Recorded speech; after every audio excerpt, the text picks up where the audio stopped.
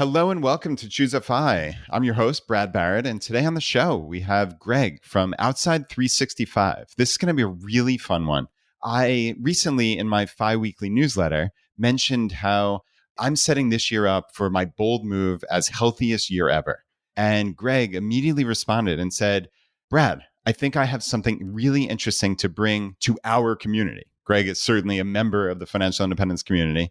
And he talked about the importance and the benefits of spending time outside, which I think we all on some level intuitively know, but yet we stay in our hermetically sealed boxes all the time. And Greg is actually on a streak of nearly 1,700 days at the time of recording of spending time outside. And I guess the ultimate barometer is moving at least 1 mile a day outside. So this is part of the Outside 365 movement that he is founding and trying to spread all across the world. I'm really excited to bring this episode to you. With that, welcome to Choose FI.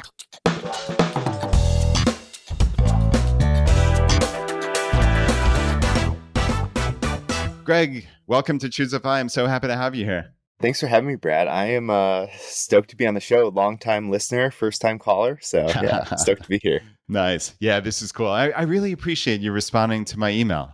One of the ways that Jonathan and I have always conceptualized Choose FI and the financial independence movement is this crowdsourced movement, right? It can't be limited to me and Jonathan or Mr. Money Mustache or Brandon the Mad Scientist. This is a group of us all across the world sharing ideas. And when I hear new novel ideas, I just want to bring it to the audience. And your response of Outside 365 just really, really intrigued me. So where do you think would be a good place to start?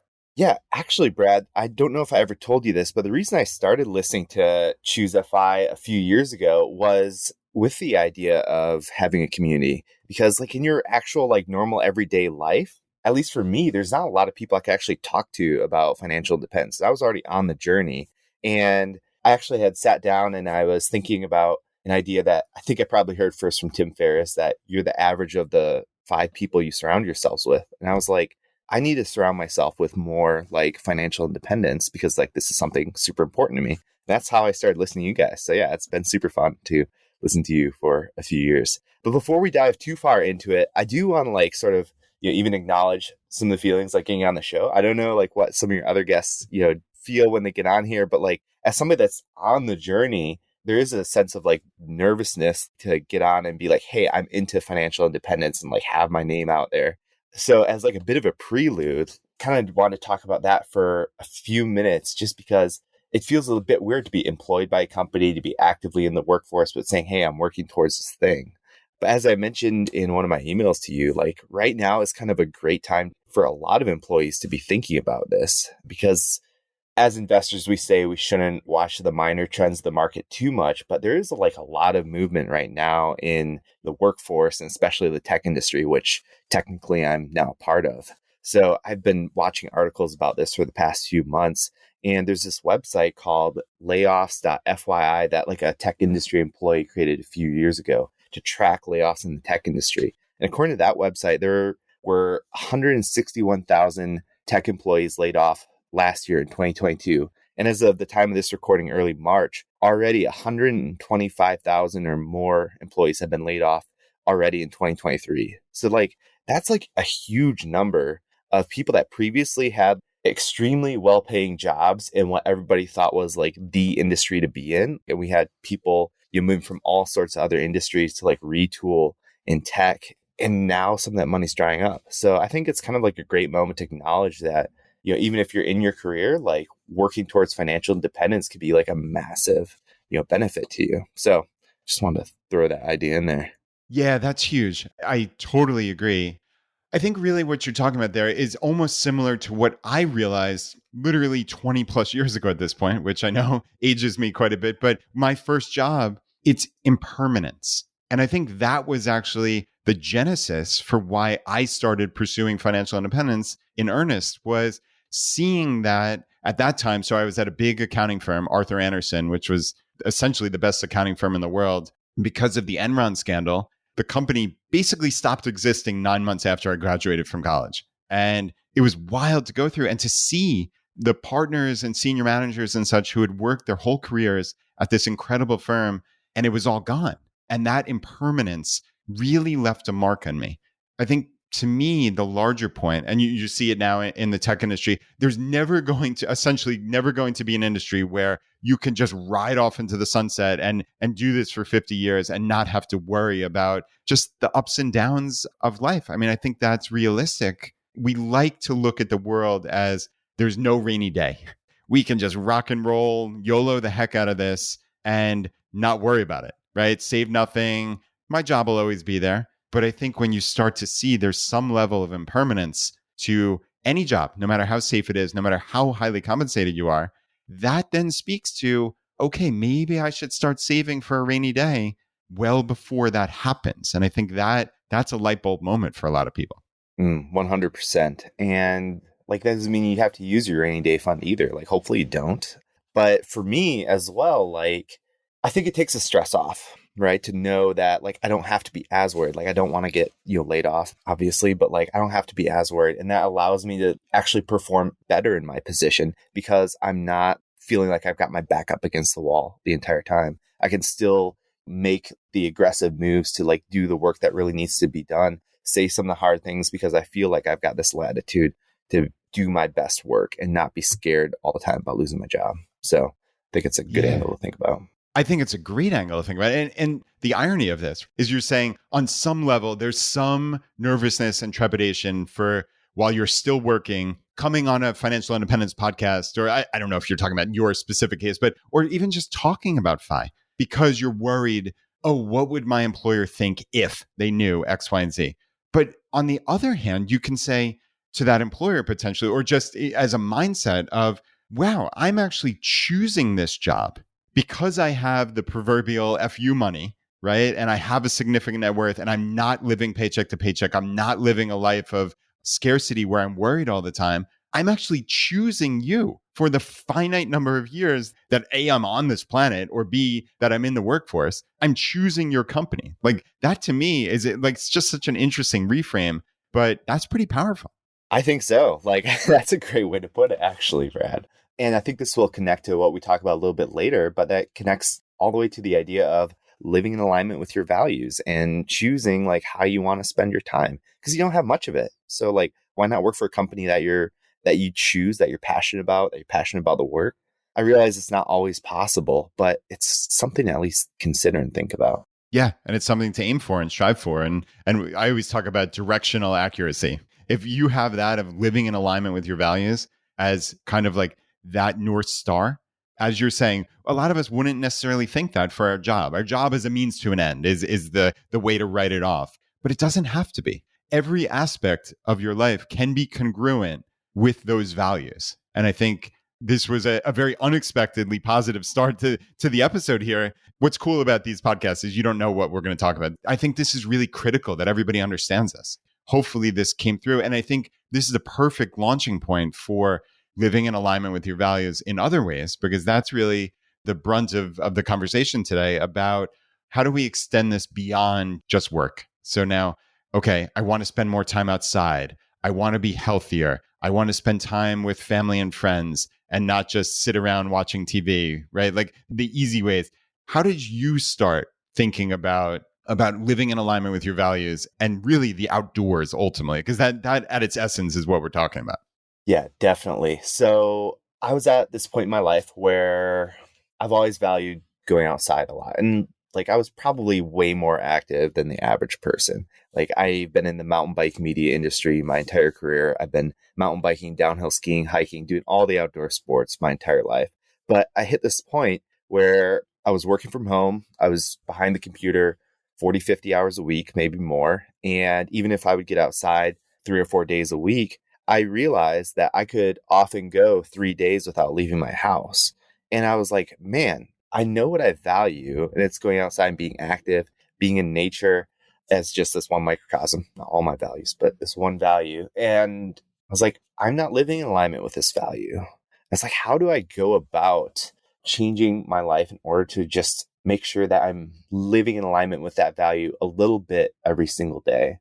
Like, it doesn't need to be an epic adventure every day, and it can't be, But I think there's like a huge benefit of having a dose of that value like in your day, every single day. So I came up with this idea, went through a few renditions, but got to basically outside 365, which is the idea of getting outside, moving at least one human powered mile every single day.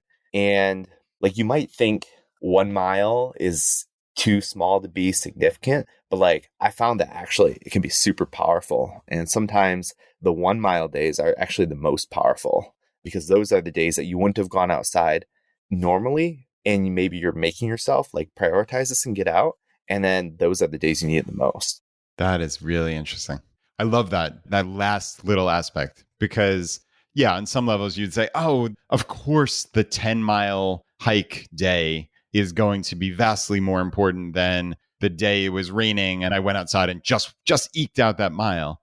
But yeah, I wonder how much more you learn about yourself on that rainy or snowy day when you still get out there. Because I think a lot of us chalk up so much of our outside time to quote unquote good or bad weather. And I'm very specifically highlighting that because that is very much in the eye of the beholder, right? Like, what is the definition? Is it because it's raining? Does it by definition mean it is bad weather?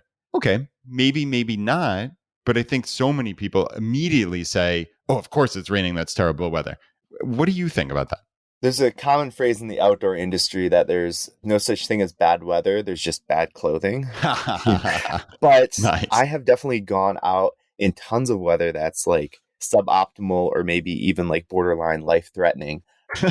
But there's still Please like beware, massive. everyone. Beware. Well, so I mean, an example of like borderline life threatening is we were in Pennsylvania for Christmas and there was a polar vortex. It was freezing cold. I mean, 30 below zero wind chills and still had to get out and do the mile. That was maybe a 1 mile minimum day, but we still got out there and we still did it. But talking to bad weather, good weather, I mean, that was maybe one of the harder days. But I've done number of days like where it's pouring down rain and it's interesting that if you can move your mind from thinking, oh, this sucks right now, to looking around and just noticing what is, all of a sudden you're realizing you're having a whole different experience of the forest or your neighborhood in the rain than you would if it was sunny outside. So I think there's a lot of value in getting out every single day for sure. Yeah, I agree. I love that there's no bad weather, only bad clothing. That's a really good thing for a lot of people to remember. Like if there's one takeaway maybe from the episode, that's probably it, is don't just write it off. Don't write off something as good and bad. The only good weather is not just 70 degrees and sunny. And listen, I complain as much as the next guy, especially wind is my thing. So Greg, I don't know Ooh. why, but wind is the thing that I hate the most. I'm fine with cold. I actually love going outside 30, 35 degrees when it's nice and calm.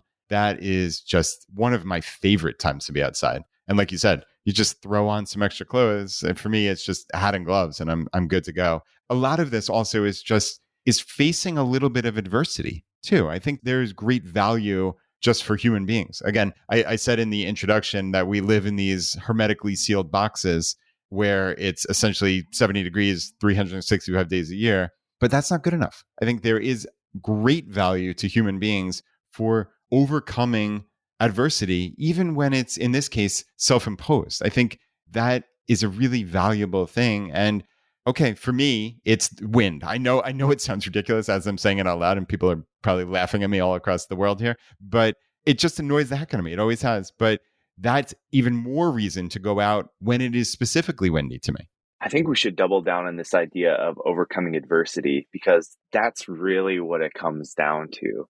And I do want to highlight, even though I've now been outside for like 1,700 days in a row, that when I first came up with this idea, it took me like 2 or 3 different goes at it before I got to my first 365 days. It actually took me a few years of trying before I could get to a 365-day streak. I had a few like major injuries in there, knee surgeries, different things. And even when I started the challenge, like it's a personal challenge, right? So when I started, like the 1 mile wasn't even the goal. It was like get outside and move. And I eventually upgraded to a mile. But like for a while, I couldn't do a mile every single day due to pain and other injuries, these sorts of things.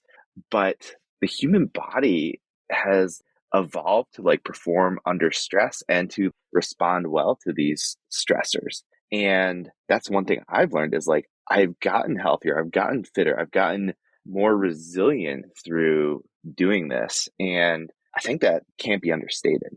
Yeah, agreed. And like you said, you are somebody who spent time outside and is active, right? You said something in passing, you're in the mountain bike media industry, which I'm actually curious about dialing into, but you do all sorts of outdoor sports. But you just said even something like going outside and moving 1 human powered mile a day has gotten you in better shape. That's actually really interesting. I'd love to hear more about that. Here's another spin on it to put into perspective. So, I've had a few knee surgeries. I still sometimes have like lingering issues, but mostly I'm fine. But sometimes I say to myself, like, oh, I can't ride, mountain bike this many days per week because it's going to be too hard on the body. I'm dealing with knee pain. It's going to be too hard. But on certain points of my job, I'll be out documenting trails in like a destination somewhere in the world. And I'll be planning to ride 5, 6 days a week for 2, 3 weeks in a row, something like that. And it sounds like a lot. I've started noticing that oftentimes coming off of 2 or 3 weeks of like heavy activity and almost zero computer work, my knees feel better than when I'm sitting behind the desk for 40 hours a week or whatever it is. And it's just fantastic. It's kind of frustrating because it's like you still have to sit behind the computer until you reach that FI number, but that the body is resilient enough to like respond well to that stress. And that's something I think I also learned in physical therapy is that movement and the right work, the right exercise is very healing. And the body responds well to that. Yeah, and that kind of ties back to your little dose here, right? So we're talking about a little micro dose. I mean, a human powered mile, even just walking, for most people, that's going to be 16 to probably 22 minutes for the vast majority of people. Okay, in 16 waking hours, you can probably find 20 minutes. But even for people who can't, okay, what if it was 2 minutes? What if it was 5 minutes? That's what I'm curious about is maybe how this is pervaded more of your thought process in terms of maybe little doses of exercise for someone like you who's sitting there in a desk job for 40, 50 plus hours a week. Have you built in additional little microdoses of exercise or movement just within the day? Yeah, I think there's two thoughts that really pertain to this. One is the microdose, the 1 mile minimums are actually, I think, super important for maintaining momentum.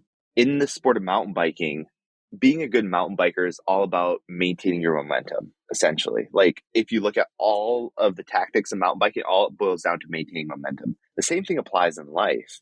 And those 1 miles keep you in the habit of getting outside and being active, and they keep your momentum going. And when you have that kind of momentum, it like just brings you forward and keeps you moving, keeps you active.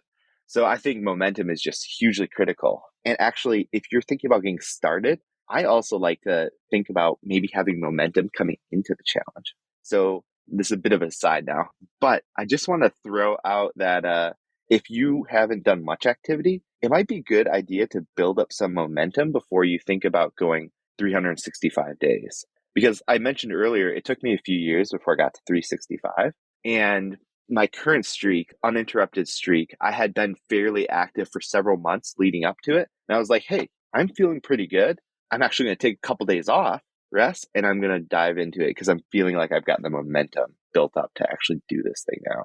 So that's one portion. The other portion is focusing in, dialing in on that 1 mile minimum. I think it's hugely useful even in your day to day. So if we just think about your average workday and maybe you're a computer employee, because that's where my mind goes, sitting behind a computer, getting out and getting a breath of fresh air is fantastic. Your lunch hour is a great time to do it. And for me, moving outside is mainly about connecting with my values, but there's actually a ton of science, like scientific studies that supports this. Basically, getting out in nature exposure improves your mood, improves your mental well-being, decreases anxiety and stress, increases creativity, and of course has all the physical benefits as well if you're exercising. Now, I pulled a few stats, and these things are actually scientifically and statistically relevant with as little as 20 minutes of outdoor exercise. They increase with more nature exposure, but with as little as 20 minutes, you start seeing decreased stress, decreased anxiety, increased creativity. How long does it take to walk a mile? About 20 minutes. So there's actually, it's just like such a fantastic benchmark. I won't get too deep into numbers because that doesn't maybe come over well on the podcast, but a fantastic resource if you want to learn more about this is a book called The Nature Fix by Florence Williams. It's starting to get a few years old now, but she dives into like all the science and scientific studies that are being done in this field. So it's pretty fantastic. Yeah, that's great. I love that concept of essentially the minimum effective dose, right? So you're saying it's somewhere in the vicinity of 20 minutes. And just coincidentally, that's about what it takes to walk a mile. That's fantastic. Exactly. And that's definitely like a minimum dose. So if you could sum up Nature Fix book into like one sentence, that's your minimum dosage. Getting out for like a longer day hike or longer nature exposure, better. Getting out for like a wilderness trip where you're out for multiple days and disconnected from technology, even better. But that 20 minutes is your minimum dosage. Yeah. But like you said, and this is important with any type of habit or anything we're trying to build into our lives, is you have to gain momentum. And there's some benefit, obviously, of these streaks. And I do want to talk to you about that. But there also is, like you're saying, you actually purposefully stopped on some level and just said, and it's almost like a regrouping. I'm thinking about James Clear and his book Atomic Habits and how, okay, it might even be those first couple days, just literally lacing up your shoes and walking out of the house for a couple of the nearest houses, literally walk 100 yards and come back. It sounds ridiculous when you hear it, that you're like purposefully limiting it. But the actual importance at the beginning is building the habit that I'm the type of person that goes outside and walks every day. And when you understand that, okay, I can do this, because really the hardest part is just the inertia of sitting around in your house. So the physical, getting whatever those clothes on, getting your shoes on, figuring out, okay, how far am I going to walk? You can shortcut it all and just go outside, walk a couple houses, come on back. And I think that to me would be kind of a cool way to start this. And it sounds like that's roughly what you're saying as well. Oh, 100%. I mean, you nailed it. I can't add much to that. I would say if you're starting small, don't overcomplicate it though. Like if this is something new to you, don't overcomplicate it. Like we talked a bit about clothing and bad weather. Okay, the reality is if you're going outside for 20 minutes and you're starting from your house, right? You don't have to have a specialized rain jacket. You don't need to have a specialized clothes. Put a heavy jacket on. It's going to get wet. You can come back home and take it off. You know, if you're going to start small, like you don't need anything special. I'm curious, what are your thoughts? Because a lot of the benefit is being out in nature. And like you're saying, maybe on those longer type trips, the 3 or 4+ days, being in nature, disconnecting, etc. But now, more realistically, for most of us, is that 20 to 40 minute walk. My inclination is to grab my phone, grab my wireless headphones, and listen to podcasts for 40 minutes. And that's roughly what I've been doing for, I guess I've been now walking for about 8 weeks, where I'm trying to get to the rough 10,000 steps. Not that I think there's any definitive science on the 10,000 steps. It's more, again, that directional accuracy of, okay, that means for me to get to 10,000 steps in a day, I usually have to make an overt and specific walk for about 30 minutes. So I'm probably only getting to about 6,000 to 7,000 steps without that specific walk. So that's where I'm thinking about the 10,000. But again, I always grab the phone and the podcast, and I still feel like I'm in nature. I'm walking around. I'm looking about. I'm not like head down on my stupid phone, obviously. But okay, quick hit thoughts. What do you think about that? And be brutally honest. I can take it. It depends what your goal is. If you are trying to connect with nature, I think it's going to really inhibit you quite a bit. So there's actually quite a bit of science around what is it about nature that is important to us. And that's something that's kind of hard to parse out, but there's a few different things. One of it is like the novelty and like experiencing novel things and noticing things. And if you're listening to something, you're missing out on this whole soundscape that surrounds you. So many things you might not notice. You're also maybe distracting yourself and you're focusing on that instead of like what's around you. So if moving your body and getting exercise is your focus, great. If this nature connection, which is kind of a different level, different aspect of it, is the bigger focus, then you're probably missing some of it. Yeah, that makes sense. Right. what are you trying to get out of it? That's another important question. So there's no right or wrong answer, obviously. But yeah, I think in my perfect world, I probably don't bring the phone next time. So maybe that'll be my challenge after we're recording this, Greg, is go a week or two without bringing it. And again, I'm happy that I'm not head down in the phone and I'm clearly not doing that. But yeah, I think it would enhance the experience of the actual walk, even though I'm just in a suburban neighborhood. So it's not like true nature, but there's a lot going on nevertheless, which is one of the kind of fun things that I've noticed is you notice animals that you might not have noticed before. I see squirrels all the time. We have white squirrels in my neighborhood, which is actually pretty cool. So yeah, it's kind of neat. No, I think that's it, is like noticing. And another thing to think about, which I think Oliver Berkman mentioned briefly in 4,000 Weeks, which I read while you guys were doing the book club. Fantastic book, by the way. But another writer, Johann Hari, definitely mentioned in a book called Stolen Focus, Why You Can't Pay Attention, is the different types of focus. And one of the different types of focus that's really important for creativity and creative connections is what Johann really refers to as like mind wandering. So it's undirected thought. This is kind of different, I think, from mindfulness. There's some connections here. I'm trying to learn this myself. Yeah. But with mind wandering, it's like undirected thought and you make creative connections. And if you're out walking and you're not distracting yourself with anything else, this is a perfect time to have that type of time built into your life. And that's one of the ways that nature connection, being outside, like enhances creativity essentially, as I understand it. So if we're talking about like some of these scientific ideas. Yeah. No, it's great. And it's funny because I think you and I, and certainly most of our audience, we're all learning new things in different aspects of our lives. And I listen to the Huberman Lab podcast, which I think is absolutely fantastic. He's a professor of neurobiology and I think ophthalmology at the Stanford School of Medicine.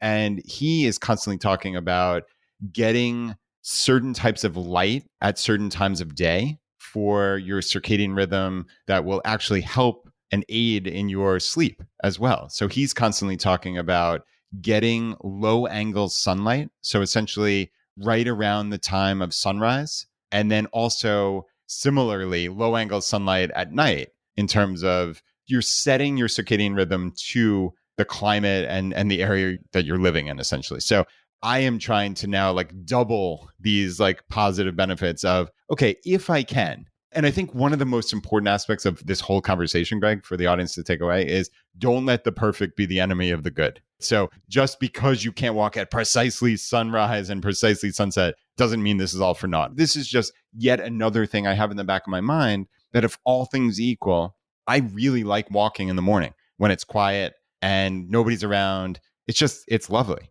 And if I can get that additional benefit, okay, better still. So if all things equal, if I can walk at 7 a.m. or noon, I'll pick 7 a.m. just because of that additional learning that I picked up from Dr. Huberman. I think maybe one of the things the audience can take away from this is that there's all types of ways where you can fit this goal, walking, into your everyday life without it being yet another thing on your to-do list. Like you can layer it with all sorts of things. You could layer it with your lunch hour, with getting the early morning light. One thing I've been learning about is mindfulness and trying to like go down this mindfulness journey. And turns out there are walking meditations you can do. Boom. You can layer those two things together. So you can combine this goal with all sorts of things in your life. I think that's one thing I've heard from quite a few readers is it's like, man, I don't want to just have another thing on my to-do list that I have to do. And it's like, A, that's not the goal to add another thing to your to-do list, but B, you start thinking about creatively, there's so many ways you can add this into your life.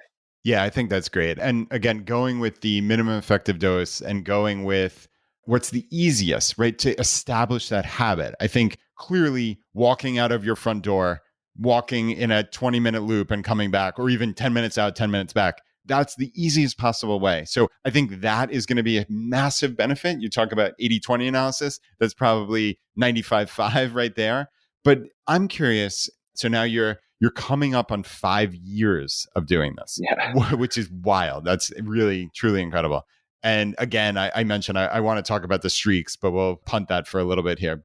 What are like the level ups, or what does your 20 minutes outdoors look like on most days, or even let's say then special days? Like, are there, hey, there's a park that I like that's worth driving to? Does that negate the value of what we're doing here? Really help everybody think about, okay, it's very obvious how I could get started with this, but how it's then broadened as part of your life.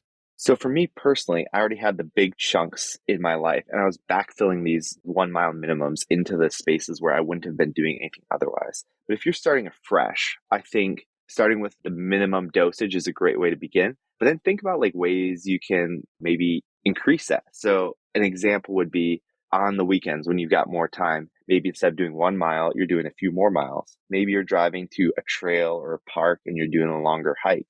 Or maybe you're doing some other sort of sport. As I may have mentioned, I'm a mountain biker, I'm a snowboarder, I'm a stand-up paddler. I do all the outdoor sports. I love all the sports. Mountain biking and cycling is probably my main thing. But those longer, extended immersions in nature are super, super important too. Personally, for me, I find that like having a long time out like gives me way more time to decompress from the week, like let my brain run through all the things that's thinking about, and then just be out there in nature. And then once you start talking about more intense exercise, there's all sorts of other benefits too. So we've got the nature immersion, but then we start talking about like exercise and fitness benefits. Lots of people won't consider like say a 1 mile walk as fitness. It depends on who you are and where you're at. But when you start doing more intense and longer things, and we're talking about physical exercise and fitness and all those various benefits, which most of us know about. Yeah. Now, and again, this is not like a definition, or there's no outside 365 police looking over your shoulder saying you did or didn't qualify that day. But when you consider one human powered mile, like in your own definition, is that so you could make an argument that mountain biking for a mile, you're human powering in the sense that you're turning the wheels. I assume that's not what you're talking about, but what do you consider in your own definition? I mean, I try to keep it super simple, but if it's a minimum, that's usually me like walking. If I like put on my mountain bike gear, I'm not likely to ride for less than an hour, or usually, honestly, not less than 2 hours most times. It's like by the time I've gone through the effort of getting my stuff together, it's like, well, I might as well go out and be out there for a bit. It's a little bit different with every sport though. And that's why I'm not being prescriptive. I think people should make up their own minds about like what's of benefit to them. Like I've got sort of my own ideas, but usually for me, the minimums are like walking. And when I like kid up to do mountain biking or snowboarding, it's like a much longer thing.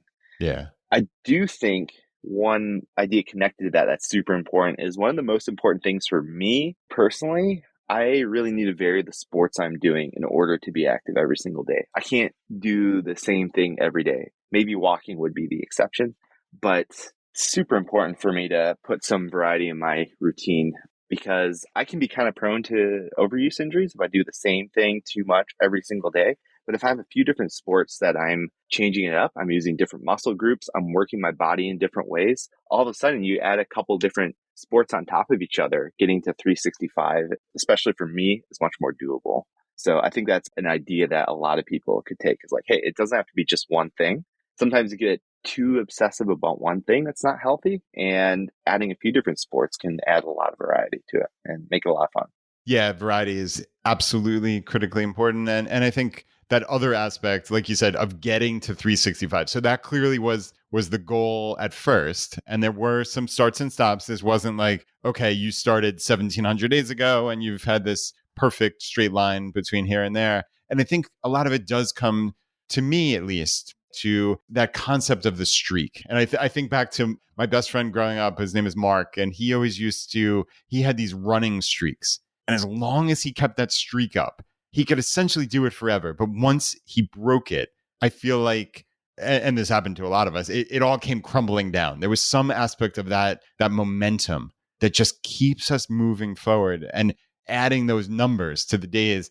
I don't know what it is. I mean, obviously there's some psychological benefit of it that I don't know the precise definition, but talk me through the value of streaks that you've noticed in your own life and other people doing this. So part of me does wonder if I'm just obsessive about this and like the average person doesn't care so much about streaks. No, I think they do. I really do. Okay. I mean, I've seen it with a number of other friends and family members and people I've talked to since I started doing this. Like, also be super powerful to like have that streak. I mean, my fiance starting doing it after having been with me for a while, and like her creating a streak has like been powerful for her. She's up to over 800 days now in a row, and I think there's a lot of psychology benefits to it. And I think maybe the key part is that it gets you out when maybe you wouldn't have gone out otherwise. And that's not useful in and of itself, except that almost every time when I go outside, my fiance Christine goes outside, and we go out on a day when we're not feeling it and we wouldn't have wanted to do it normally. Like, we feel so much better after we do it. So it's not the fact that you forced yourself to do the thing. It's the fact that you made yourself overcome the resistance. You've done the thing and you feel so much better for having done it. Yeah, that overcoming resistance, that is critically important. And that is a large aspect of just doing hard things in life. Like we've talked about. It's so easy to not do the hard thing. I think our human brains are designed to really try to avoid expending energy that might be needless to a large degree.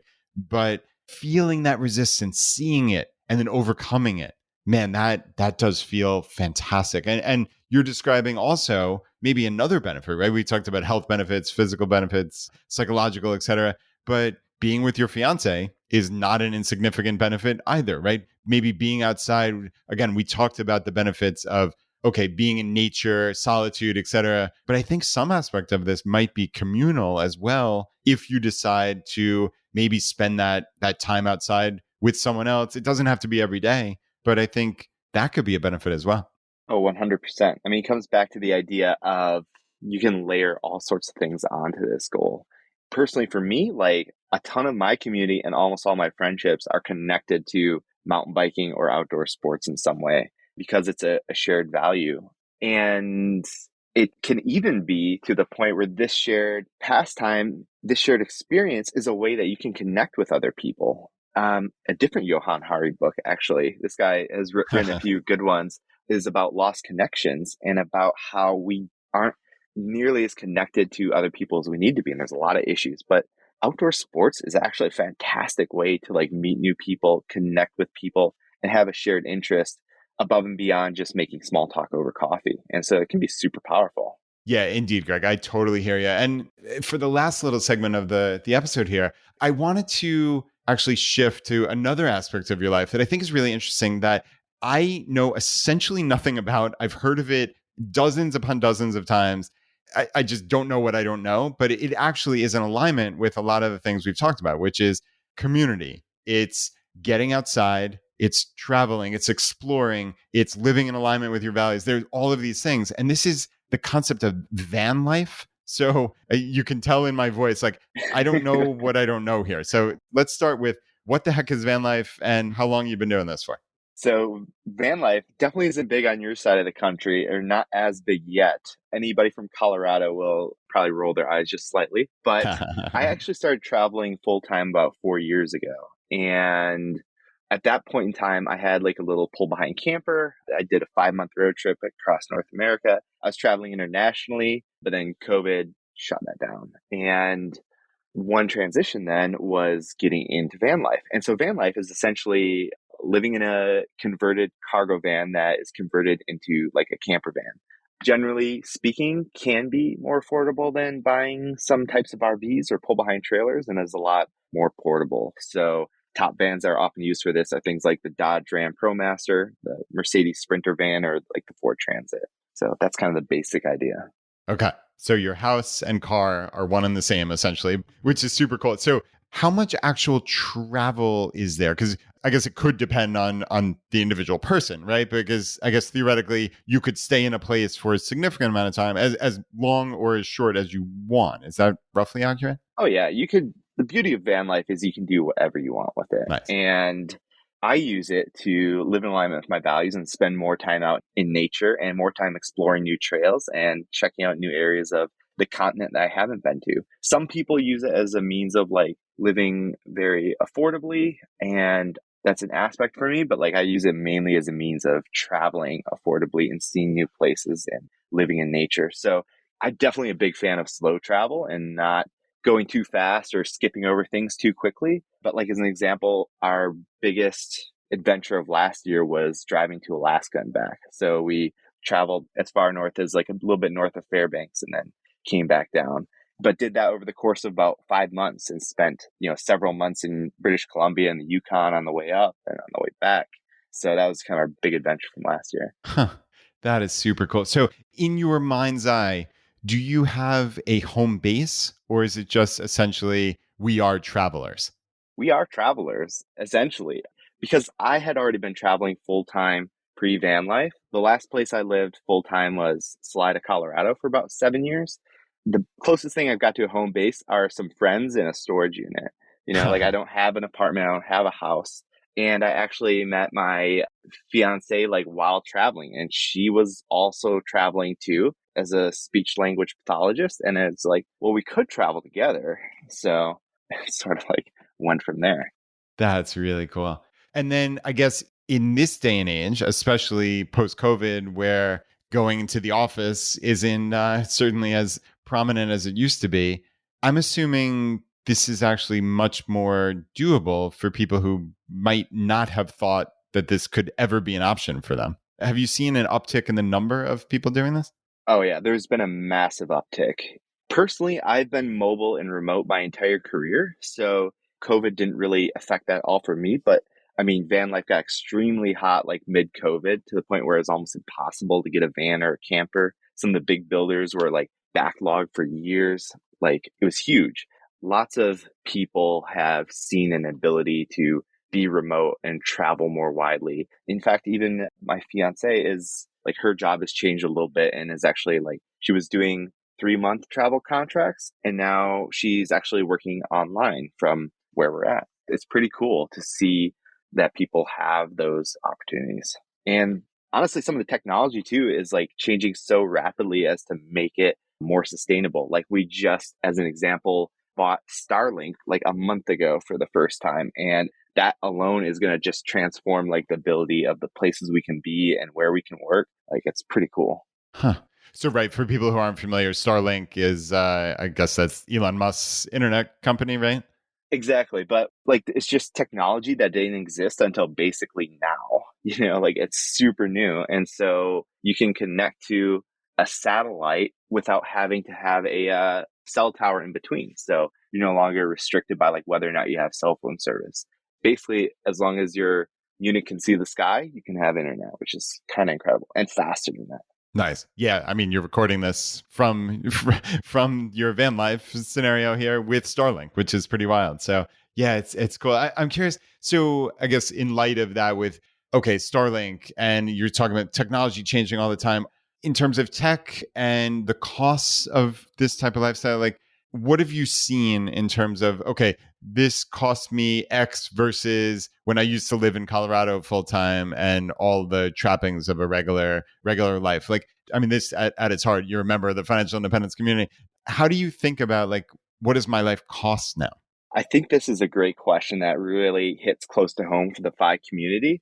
And I actually wrote an article on Outside 365 titled, Do You Really Need to Buy a Camper Van? Focusing on, you got to think about, as we all know in the FI community, but you have to think about the total cost of something. So as an example, one of the most common camper vans that you'll see from a major builder out there is called the Winnebago Rebel. Okay. And if you look into it, those vans start at like $210,000 without upgrades, and they go up from there. And so I wrote an article breaking down the basic things you would think about if you're in the financial independence space, like interest and repairs and insurance and these things. And it's like, okay, that's a $250,000 van. And then I talk to people who are like pumped that they're doing the van thing, and it's like, yeah, I'm averaging 5 days a month out in the van. And it's like, okay, if you're doing 5 days a month and it's $250,000 van, like I have a whole article breaking down the finances of how that doesn't make sense. How you're spending, even if you keep that van for a decade, you're spending over $400 a night to be in that van. So there's two things you can do. It's one, buy a cheaper van, or two, spend more nights in the van, or three, hopefully both. So, we did both.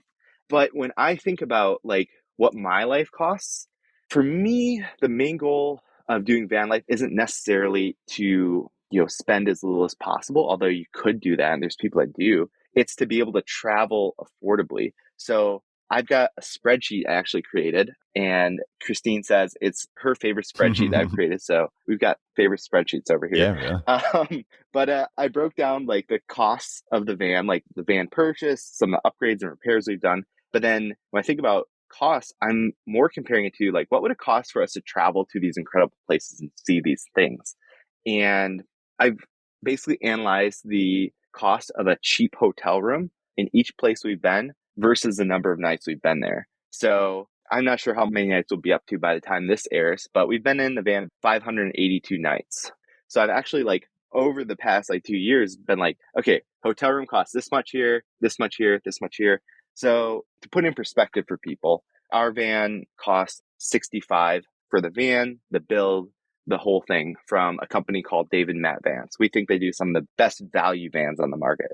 And then there's other like, there's upgrades, there's things break, whole thing. So like in my spreadsheet, total van costs about 75,000. But already, if we had just been like in hotel rooms in all these places, we would have been at $93,000.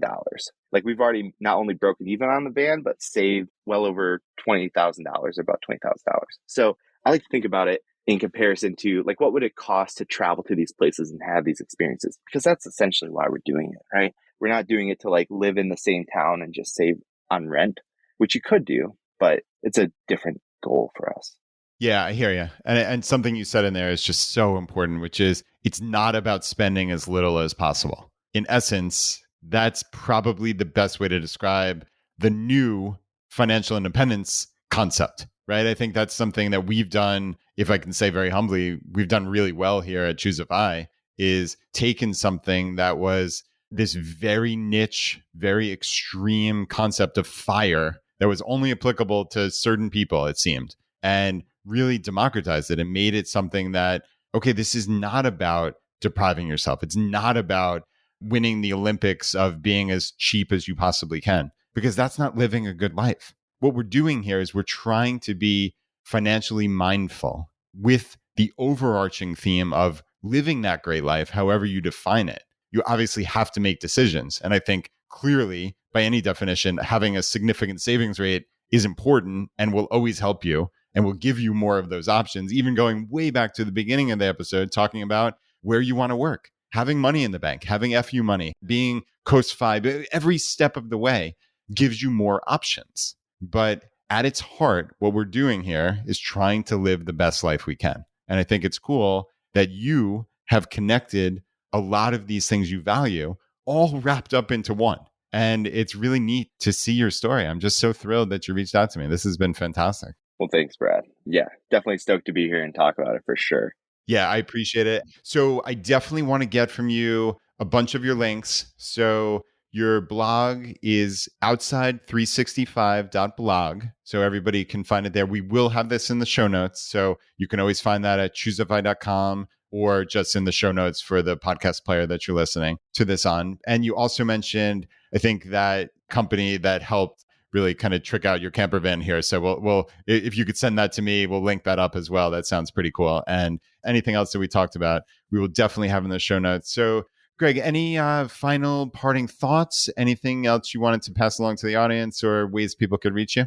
My last thought is just start small and make it happen. Like I think that getting outside and connecting to nature is just so vitally important for really all humans. So I just 100% support and encourage anybody that's thinking about trying it for the first time. And other ways to connect with me, Outside 365, we've got an email list so you can get the latest there. The only socials I'm on are Instagram at MTBGreg, and then I'm also on Strava, which is the platform for connected fitness and athletes. So check me out there. Nice. Very, very cool. And yeah, I'm happy to report that I am spending a lot more time outside, certainly this year. This sounds like a good goal. So I think a streak might be in my near future here. So I'll certainly report back, Greg, both to you personally, but to the audience as well. So again, thank you for coming on, and to the audience, thanks for being here. And take this as really a challenge. This is something to consider because, as we talked about over the last hour, this can really, really positively benefit your life. So just take those first steps, literally those first steps, and make this happen.